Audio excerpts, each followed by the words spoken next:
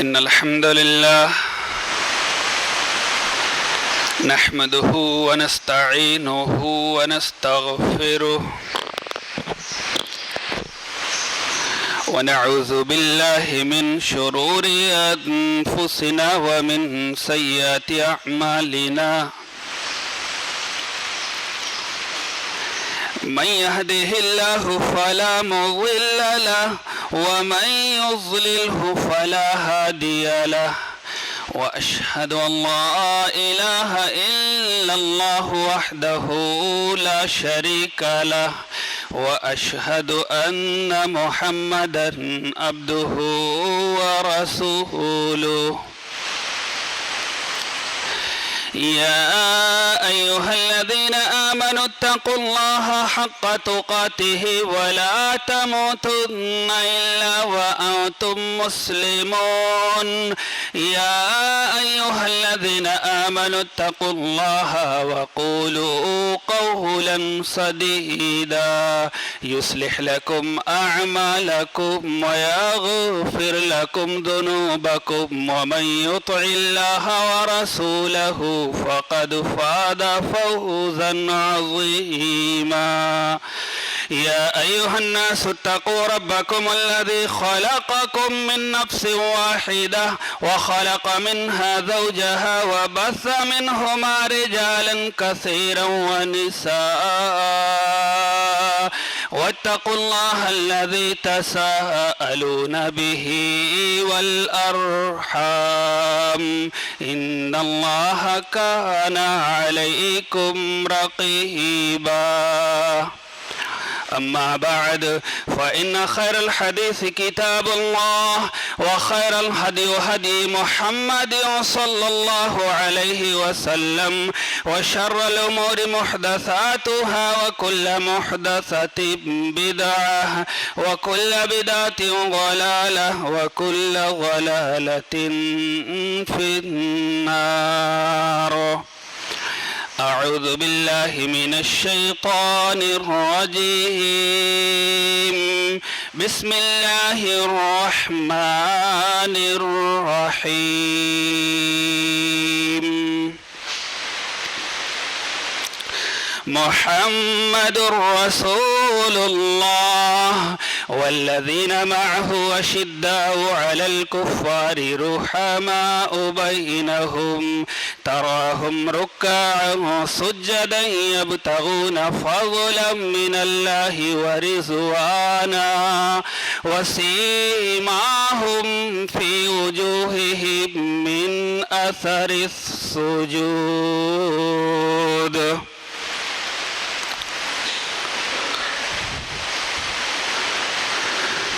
اللہ رب العزت کی بڑائی کبریائی تعریف توصیف حمد و ثنا بادشاہی شہنشاہی یکتائی تنہائی ہر قسم کی وڈائی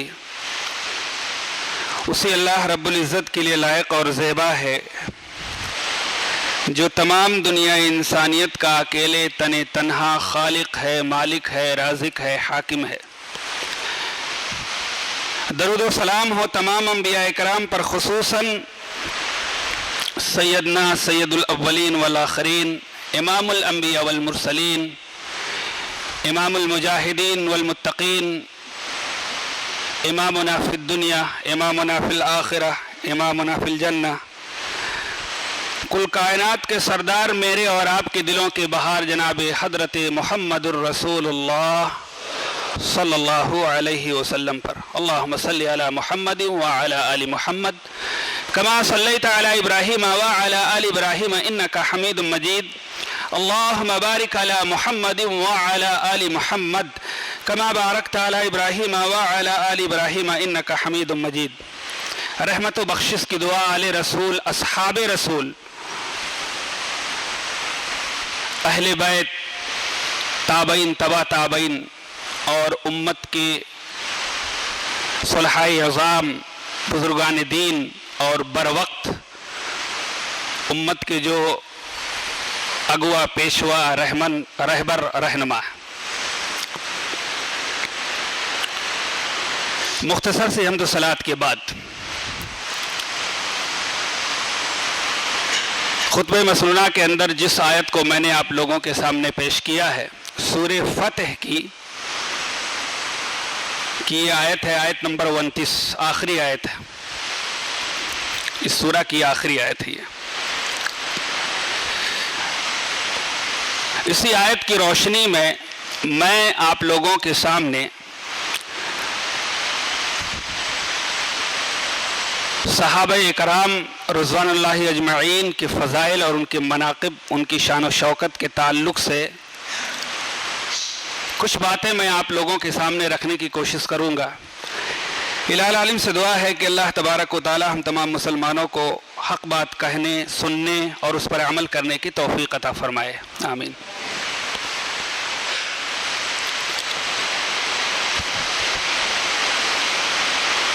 اللہ تبارک و تعالی نے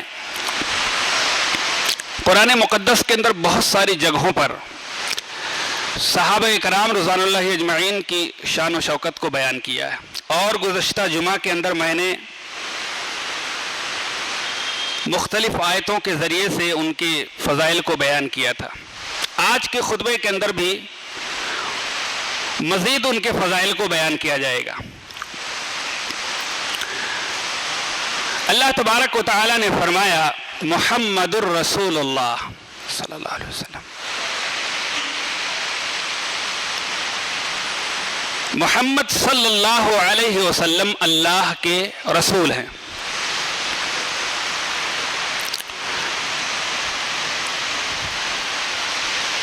والذین معه اشداء علی الکفار رحماء بینہم، اور محمد الرسول اللہ صلی اللہ علیہ وسلم کے ساتھ میں جو ہیں، اب ان کے اوصاف کو اللہ تبارک و تعالی بیان کر رہا ہے آگے کہ وہ کس صفت کے حامل ہیں، وہ کیسے لوگ تھے، ان کا کردار کیا تھا۔ اللہ تبارک و تعالی نے بیان کیا ہے۔ علامہ ابن کثیر رحمۃ اللہ علیہ نے اس آیت کے ٹکڑے سے یہ بیان کیا ہے کہ والذین معہ، جو آپ کے ساتھ میں ہیں، ان سے مراد محمد الرسول اللہ صلی اللہ علیہ وسلم کے صحابہ ہیں۔ اب آگے جو ہے اللہ تبارک و تعالیٰ ان کی صفات کو بیان کر رہا ہے، آپ ان کے صفات کو دیکھیے اور سنیے، اور اس کے بعد میں اس کو دیکھیے کہ یہ ہمارے زندگی میں ہے کہ نہیں ہے۔ یہ صفات اور یہ واقعات اور قرآن و حدیث جو آپ کے سامنے بیان کی جاتی ہے، اس کا ایک ہی مقصد ہوتا ہے کہ آپ اس کو اپنی زندگی کے اندر لاگو کریں، آپ اس چیز کو اپنے اوپر فٹ کر کے دیکھیں کہ کہیں ایسا تو نہیں کہ ہمارے اندر یہ چیز ہے کہ نہیں ہے۔ اس کا ایک مقصد یہی ہوتا ہے۔ تو اللہ تبارک و تعالیٰ بیان فرما رہا ہے کہ وہ کافروں پر سخت، نہایت سخت کہہ لیجیے،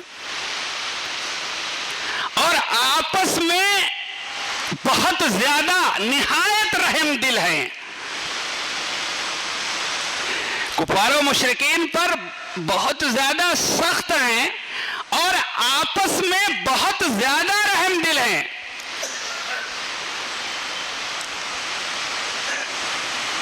آگے اللہ تبارک و تعالیٰ نے ایک اور صفت بیان کی، تراہم رکعا سجدا یبتغون فضلا من اللہ ورضوانا۔ اے نبی، آپ انہیں دیکھیں گے، آپ دیکھ رہے ہیں انہیں، یعنی صحابہ کو، کہ وہ رکوع کرتے ہیں، سجدہ کرتے ہیں،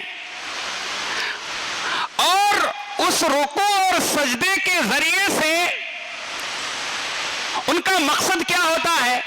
اللہ اکبر۔ ابھی میں اس کی تفصیل آپ کے سامنے بیان کروں گا۔ اس رکوع اور سجود کے ذریعے سے ان کا مقصد کیا ہوتا ہے کہ ان کا اللہ راضی ہو جائے۔ اس رکوع اور سجود کے ذریعے سے کسی اور کو راضی نہیں کرنا چاہتے، ان کا صرف اور صرف مقصد یہ ہوتا ہے یبتغون فضلا من اللہ ورضوانا، اس کے ذریعے سے وہ صرف اور صرف اپنے اللہ کو راضی چاہتے ہیں کہ ان کا اللہ راضی ہو جائے. سیماہم فی وجوہہم اثر السجود من اثر السجود. آپ ان کے چہروں پر دیکھیں گے کہ رکوع اور سجدہ کرنے کی وجہ سے, قیام اور قعود کی کرنے کی وجہ سے نشانات پڑ گئے ہیں. نشانات. لمبی آیت ہے, میں نے یہیں تک آپ کے سامنے آیت پڑھی ہے. اب آئیے دیکھ لیتے ہیں صحابہ کی فضیلت کو کس طرح سے بیان کیا ہے. سب سے پہلی صفت جو بیان کی ہے وہ یہ ہے کہ وہ آپس میں رحم دل ہیں اور غیروں پر سخت ہیں. اب یہی سے شروع کرتے ہیں. اب ہم اور آپ دیکھیں کہ کیا ہم اور آپ آپس میں رحم دل ہیں؟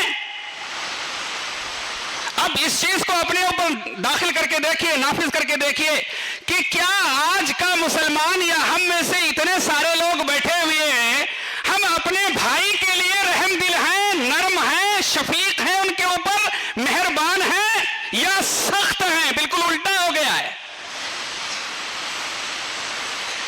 اللہ کی مدد کیسے آئے گی بھائی؟ اللہ کی مدد کیسے آئے گی؟ مسلم شریف کی روایت ہے, اللہ کے نبی جناب محمد رسول اللہ صلی اللہ علیہ وسلم نے بیان فرمایا کہ ایک زمانہ ایسا بھی آئے گا, صحابی کی فضیلت کو بیان کیا, ایک زمانہ ایسا آئے گا کہ کچھ مجاہدین اللہ کے راستے میں نکلیں گے اور جب ان کا مقابلہ ہوگا تو سامنے والے پوچھیں گے کہ بھائی تمہارے درمیان میں کوئی صحابی ہے؟ تو جب یہ لوگ جواب دیں گے کہ ہمارے درمیان میں صحابی موجود ہیں, تو اللہ تبارک و تعالیٰ اس ایک صحابی کی برکت کی وجہ سے پوری لشکر کو فتح دے دے گا, پوری لشکر کو فتح دے دے گا. اللہ کے نبی نے آگے بیان فرمایا کہ ایک زمانہ ایسا بھی آئے گا کہ کچھ مجاہدین نکلیں گے اللہ کے راستے میں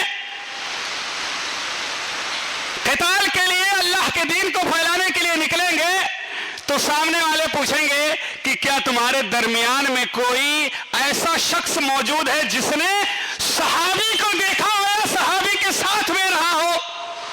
وہ جواب دیں گے کہ ہمارے درمیان میں ایسا شخص موجود ہے جو صحابی کے ساتھ میں تھا یا صحابی کو دیکھا ہے اس نے. اللہ تبارک و تعالیٰ ان کی خیر و برکت کی وجہ سے اس پوری لشکر کو اس کے اوپر جو ہے فتح دے دیں گے.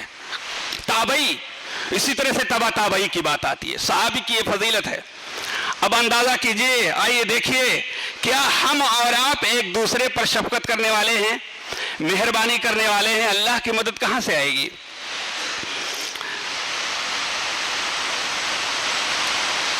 اللہ کے نبی جناب محمد رسول اللہ صلی اللہ علیہ وسلم نے ایک روایت کے اندر بیان فرمایا ہے, زبردست روایت ہے, مسلمان اور مومن کی مثال دی ہے.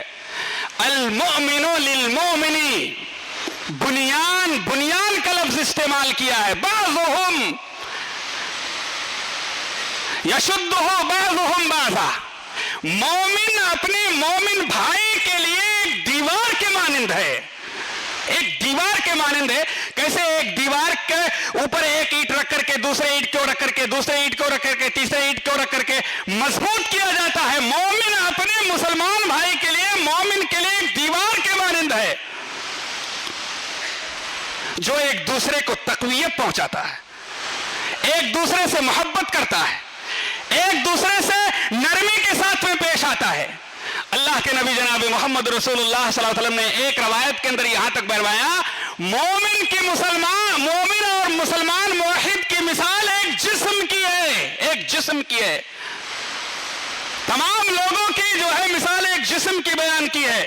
جیسے جسم کا کوئی ایک حصہ آدمی کا دکھے تو اس کا پورا جسم تڑپ اٹھتا ہے. اس روئے زمین پر کسی بھی خطہ کے اندر, کسی بھی زمین کے اوپر اگر مسلمان پریشان ہے تو ایک دوسرے مسلمان کو تڑپ جانا چاہیے.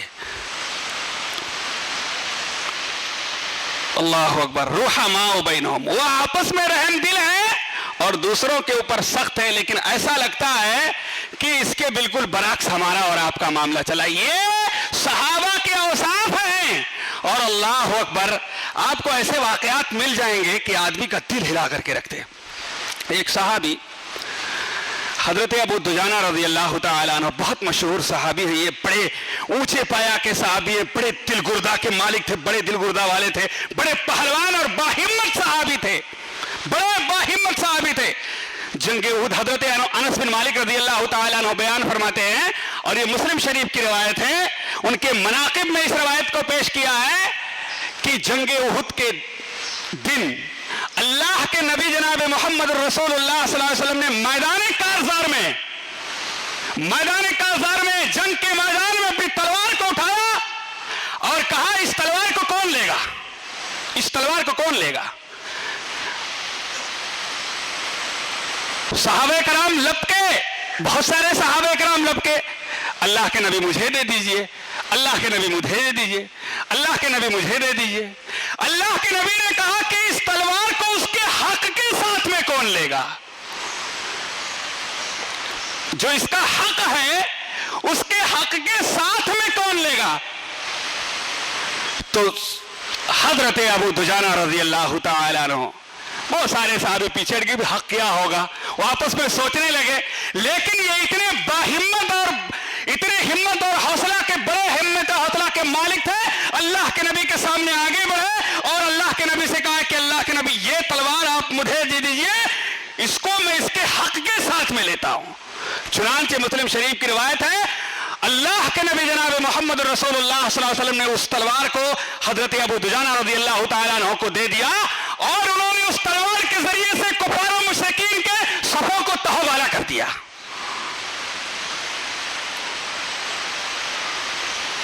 حضرت ابو دجانہ رضی اللہ تعالیٰ عنہ جب اللہ کے نبی جناب محمد رسول اللہ صلی اللہ علیہ وسلم کو چاروں طرف سے کفار و مشرکین نے اسی میدان میں گھیر لیا تھا, جو 10 صحابہ جو اللہ کے نبی کو اپنے گھیرے میں لیے ہوئے تھے, حضرت ابو دجانہ رضی اللہ تعالیٰ عنہ آپ صلی اللہ علیہ وسلم آپ کے پیچھے تھے, اور حضرت ابو دجانہ رضی اللہ تعالیٰ عنہ آپ کے سامنے کھڑے تھے. تیروں تفنگ جو ہے آپ کے سینے پر آتا تھا, اللہ کے نبی آپ کا آڑ لیے ہوئے تھے. حضرت ابو دجانہ رضی اللہ تعالیٰ عنہ کا ایک واقعہ ہے,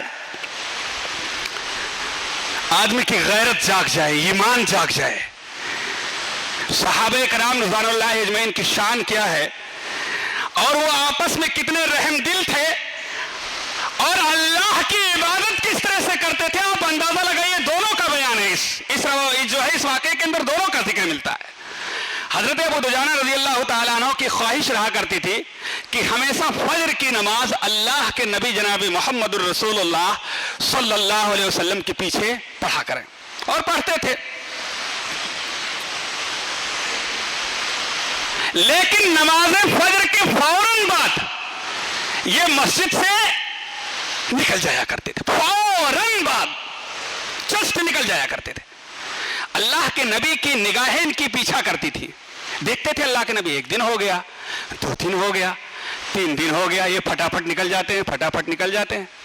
اللہ کے نبی نے ایک دن بلایا, ابو دجانہ آ جاؤ, ادھر آؤ. روک کر کے کہا, ابو دجانہ کیا بات ہے تمہیں, کیا اللہ کی کوئی حاجت نہیں ہے تمہیں, اللہ کو ضرورت نہیں ہے تمہیں, کیا معاملہ ہے کہ تم ڈیلی نکل جا رہے ہو, کچھ تسبیح تحلیل تکبیر نہیں کرتے ہو, بس بھاگے, کیا معاملہ ہے. تو انہوں نے کہا, اللہ کے نبی جناب محمد الرسول اللہ صلی اللہ علیہ وسلم, اللہ کی قسم میں اللہ کو ایک لمحے کے لیے نہیں بھولتا ہوں, ایک لمحے کے لیے. اللہ کی حاجت میں ایک لمحے کے لیے میں بھی اللہ کو نہیں بھولتا ہوں, ایک لمحے کے لیے نہیں بھولتا ہوں. لیکن کیا کروں اللہ کے نبی, ہمارے ساتھ بھی مسئلہ یہ ہے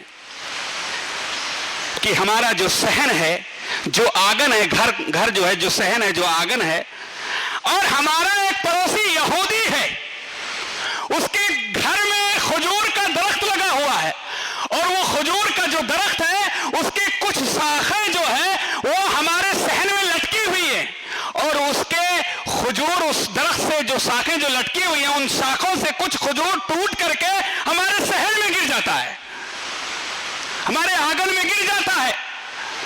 اور اللہ کے نبی, ہمارے بچے بھوکے ہوتے ہیں, وہ جو بھوکے لیٹے ہوتے ہیں, میں جلدی سے نکل اس لیے جاتا ہوں کہ کہیں ایسا نہ ہو میں نماز پڑھنے کے لیے آیا ہوں اور میرے بچے جو معصوم چھوٹے چھوٹے بچے ہیں بھوک کی وجہ سے جلدی سے اٹھ جائے اور اس گرے ہوئے کھجور کو کھا جائیں. اللہ کے نبی میں جلدی سے جاتا ہوں اس کھجور کو بٹورتا ہوں اور بٹورنے کے بعد اس یہودی کے حوالے کر دیتا ہوں.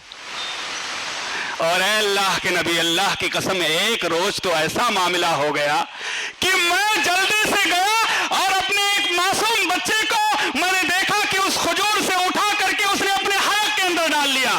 میں نے اپنی انگلی کو ڈال کر کے, اللہ کے نبی اللہ کی قسم کھا کر کے بتلاتا ہوں, میں نے اپنی انگلی کو ڈال کر کے اس کے حلق سے اس کھجور کو میں نے نکال لیا. پھر میں نے اس معصوم بچے کو مخاطب کر کے کہا یہ صحابہ کی شان ہے.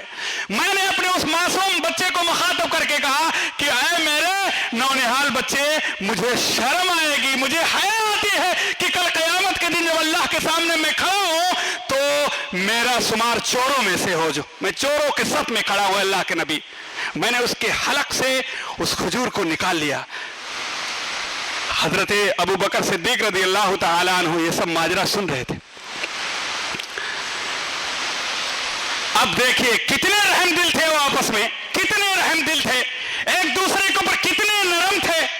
حضرت ابو بکر سن رہے تھے, تڑپ اٹھے, حضرت ابو بکر تڑپ اٹھے اور وہاں سے بھاگے, فوراً اس یہودی کے پاس پہنچے اور یہودی سے اس پیڑ کے تعلق سے بیع و شرع کیا, اس کو خرید لیا اور خرید کر کے حضرت ابو دجانہ رضی اللہ تعالیٰ عنہ کے پاس آئے اور کہا میرے بھائی یہ میری طرف سے ہدیہ ہے تمہیں, میں تمہیں ہدیہ کرتا ہوں, میں تمہیں ہدیہ کرتا ہوں اے میرے بھائی, یہ میرے طرف سے ہدیہ ہے. کچھ ہی دنوں کے بعد جب اس واقعے کی خبر اس یہودی کو ہوئی تو جانتے ہو کیا ہوا, پورے خاندان کو لے کر, پورے گھر والوں کو لے کر اللہ کے نبی کی خدمت میں آتا ہے. جب اس کو اس واقعے کی خبر ملتی ہے تو پورے گھر کو لے کر کے اللہ کے نبی کے پاس آتا ہے اور آپ کے ہاتھ کے اوپر ہاتھ رکھ کر کے مسلمان ہو جاتا ہے. یہ صحابہ کرام رضوان اللہ اجمعین تھے جو آپس میں ایک دوسرے سے اس قدر محبت کرتے تھے اور اللہ کو ایک لمحے کے لیے نہیں بھولتے تھے, ایک لمحے کے لیے نہیں بھولتے تھے, ایک لمحے کے لیے نہیں بھولتے تھے. ایسے صحابہ کرام رضوان اللہ اجمعین کے اوپر اگر کوئی طعن و تشنیع کرے, کوئی انگلی اٹھائے, ان کے شان میں گستاخی کرے تو اس کے ایمان کا کیا ہوگا, اس کے ایمان کا کیا ہوگا. حضرت ابو ہریرہ رضی اللہ تعالیٰ عنہ حدیث کے راوی ہیں, وہ بیان فرماتے ہیں کہ ہم نے اللہ کے نبی جناب محمد رسول اللہ صلی اللہ علیہ وسلم کے ساتھ میں مغرب کی نماز پڑھی. مغرب کی نماز پڑھنے کے بعد ہم مسجد نبی کے اندر بیٹھ رہے. ہم نے سوچا کہ ٹھیک ہے ابھی تو مغرب کی نماز پڑھیے, چلو عشاء کی نماز پڑھ کر کے جائیں گے, اچھا ہوگا, بہتر ہوگا کہ عشاء کی نماز بھی پڑھ لے. اللہ کے نبی مغرب کی نماز پڑھ کے نکل گئے اور ہم لوگ بیٹھے ہی تھے کہ اللہ کے نبی اسی درمیان میں آ گئے. پوچھا ابو ہریرہ گھر نہیں گئے؟ تو انہوں نے کہا کہ اللہ کے نبی جناب محمد رسول اللہ صلی اللہ علیہ وسلم, ہم لوگوں نے آپ کے پیچھے نماز پڑھی مغرب کی, تو دل کے اندر یہ خیال پیدا ہوا کہ کیوں نہ عشاء کی نماز پڑھ کر کے جائے اور مسجد میں جب تک بیٹھے ہیں ذکر و اذکار کریں گے, اللہ تحلیل و تکبیر کریں گے, قرآن کی تلاوت کریں گے, دین کی باتیں کریں گے. اللہ کے نبی نے کہا بہت اچھا کیا اور بہت اچھا کہا, بہت اچھا کیا اور بہت اچھا کہا. تم نے جو کام کیا ہے بہت اچھا ہے اور جو تم نے بات کی ہے نا یہ بہت اچھا ہے. اس کے بعد میں اللہ کے نبی نے کہا اے ابو ہریرہ, اے میرے صحابہ, اللہ النجوم امانۃ للسماء. اللہ کے نبی نے صحابہ کی شان میں کیا بات کی ہے. اللہ کے نبی نے کہا یہ ستارے جو آسمان میں, آپ نے اپنے چہرے کو آسمان کی طرف اٹھایا اور دیکھا نگاہیں اٹھا کے, اور اکثر اللہ کے نبی اپنے چہرے کو آسمان کی طرف اٹھا کر کے دیکھا کرتے تھے. حدیث کے الفاظ ہیں اکثر دیکھا کرتے تھے. اللہ کے نبی نے آسمان کی طرف اپنی نگاہیں اٹھائی اور کہا اے میرے صحابہ یہ آسمان پر جو ستارے نظر آتے ہیں یہ آسمان کے لیے بقا ہیں. جب تک یہ آسمان پہ لگا ہے آسمان باقی ہے. کل قیامت کے دن یہ ستارے بے نور ہو کر کے زمین پر گر جائیں گے تو آسمان کا وجود مٹ جائے گا, آسمان ختم ہو جائے گا. اور میں اے میرے صحابہ وَأَنَا أَمَانَةٌ لِأَصْحَابِي, اور میں یعنی اللہ کے نبی جناب محمد الرسول اللہ صلی اللہ علیہ وسلم بیان کر رہے ہیں کہ میں اپنے صحابہ کے لیے امان ہوں، جب تک میں زندہ ہوں صحابہ امن و امان میں ہیں، جب میرا انتقال اس دنیا سے ہو جائے گا تو صحابہ کرام کے اوپر وہ فتنے فساد اور وہ جنگ و جدال ان کے اوپر اترے گا، وہ آزمائشیں آئیں گی جن کا ان سے وعدہ کیا گیا ہے۔ اور اس کے بعد میں اللہ کے نبی جناب محمد رسول اللہ صلی اللہ علیہ وسلم نے صحابہ کی شان بیان کی۔ واہ، اللہ کے نبی نے کہا اور میرے صحابہ، واہ صحابی امانۃ لامتی، اور میرے صحابہ اس امت کے لیے امان ہے۔ اللہ اکبر، جب تک میرے صحابہ زندہ رہیں گے یہ امت محفوظ رہے گی، اور جب میرے صحابہ اس دنیا سے چلے جائیں گے تو امت کے اندر انتشار پیدا ہو جائے گا، افتراق پیدا ہو جائے گا، کفر و شرک کے جو ہے وہ خوگر ہو جائیں گے، ایک دوسرے کے اوپر ظلم کریں گے۔ اور آج دیکھ رہے ہیں میرے بھائی اور دوستو، اللہ کے نبی جناب محمد رسول اللہ صلی اللہ علیہ وسلم نے صحابہ کی بڑی شان بیان کی ہے۔ اللہ کے نبی حضرت عبداللہ بن مسعود رضی اللہ تعالیٰ عنہ بیان کرتے ہیں کہ اللہ کے نبی سے سوال کیا کہ سب سے بہتر لوگ کون لوگ ہیں؟ اللہ کے نبی جناب محمد رسول اللہ صلی اللہ علیہ وسلم نے بیان فرمایا قرنی ثم الذین یلونہم ثم الذین یلونہم، سب سے بہتر لوگ میرے زمانے کے لوگ ہیں، اس کے بعد میں وہ، اس کے بعد میں، یعنی تابعین اور تبع تابعین۔ حضرت ابو سعید خدری رضی اللہ تعالیٰ عنہ، حضرت ابو ہریرہ رضی اللہ تعالیٰ عنہ ایک حدیث کے راوی بیان فرماتے ہیں کہ اللہ کی قسم آدمی ہل جائے صحابہ کے اوپر طعن و تشریح کرنے سے پہلے آدمی 100 بار سوچے۔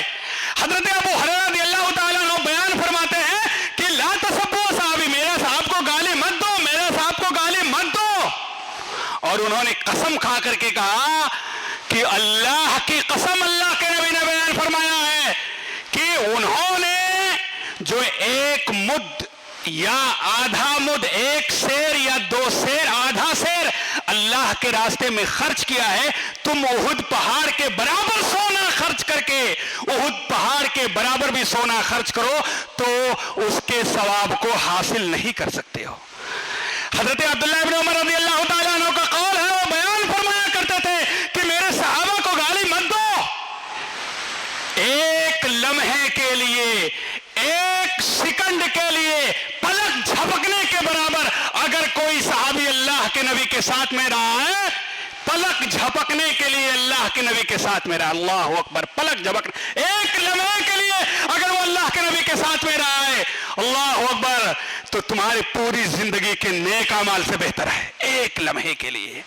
اندازہ کیجئے، یہ صحابہ کی شان ہے میرے بھائی اور دوستو۔ تراہم رکعا سجدا یبتغون فضلا من اللہ ورضوانا، اے نبی آپ انہیں دیکھیں گے کہ وہ رکوع کرتے ہیں، سجدہ کرتے ہیں، اور اس رکوع اور سجدہ کے ذریعے سے وہ اللہ کی رضا چاہتے ہیں۔ گویا کہ ان کے جو اعمال ہوا کرتے تھے اللہ نے صاف طور پر بیان کیا ہے کہ وہ ریاکاری سے پاک تھا، وہ ریاکار نہیں تھے صحابہ کرام۔ ہمارے رکوع اور سجدے کے اندر ریاکاری آ سکتی ہے، لیکن صحابہ کے رکوع اور سجدے کے اندر ریاکاری نہیں آ سکتی ہے۔ اللہ نے کہا ہے کہ اس کے ذریعے سے وہ اللہ کی خوشنودی حاصل کرنا چاہتے تھے۔ لہذا میرے بھائی اور دوستو، صحابہ کرام کی شان کو سمجھو، ہاں ان کی سیرت کو اپناؤ، انشاءاللہ تب اللہ تبارک و تعالیٰ کی ہمارے اوپر مدد آئے گی۔ جیسے ایک صحابی کی وجہ سے اللہ تبارک و تعالیٰ پورے لشکر کو فتح دے دیتا ہے، ایک تابعی کے ذریعے سے اللہ تبارک و تعالیٰ پورے لشکر کو فتح دے دیتا ہے، ایک تبع تابعی کے ذریعے سے اللہ تبارک و تعالیٰ پورے لشکر کو غالب کر دیتا ہے۔ ایسے اللہ کی مدد آئے گی۔ الہ العالمین سے دعا ہے کہ اللہ تبارک و تعالیٰ آج کے خطبہ جمعہ کے اندر صحابہ کے شان میں جو بھی باتیں ہوئی ہیں ہم تمام مسلمانوں کو سن کر سمجھ کر اس پر عمل کرنے کی توفیق عطا فرمائے، آمین۔ الہ العالمین جب تک ہم اس روئے زمین پر زندہ رکھے، ایمان اور اسلام پر زندہ رکھے، اور جب ہمارا خاتمہ ہو تو ایمان اسلام پر ہو۔ الہ العالمین ہم میں سے جو غریب حال ہیں، بیمار حال ہیں، پریشان حال ہیں، اللہ تبارک و تعالیٰ ان کی غریبی، ان کی بیماری اور ان کی پریشانی کو دور کر دے۔ الہ العالمین ہم میں سے جو اس دنیا سے وفات پا گئے ہیں تو ان کی قبروں کو نور سے بھر دے، ان کے گناہوں کو معاف فرما دے اور انہیں جنت الفردوس میں جگہ دے، آمین۔ وآخر دعوانا الحمدللہ رب العالمین۔ بارک اللہ لنا ولکم فی القرآن العظیم ونفعنی وإیاکم بالآیات والذکر الحکیم، انہ تعالی جواد کریم ملک بر رؤوف الرحیم۔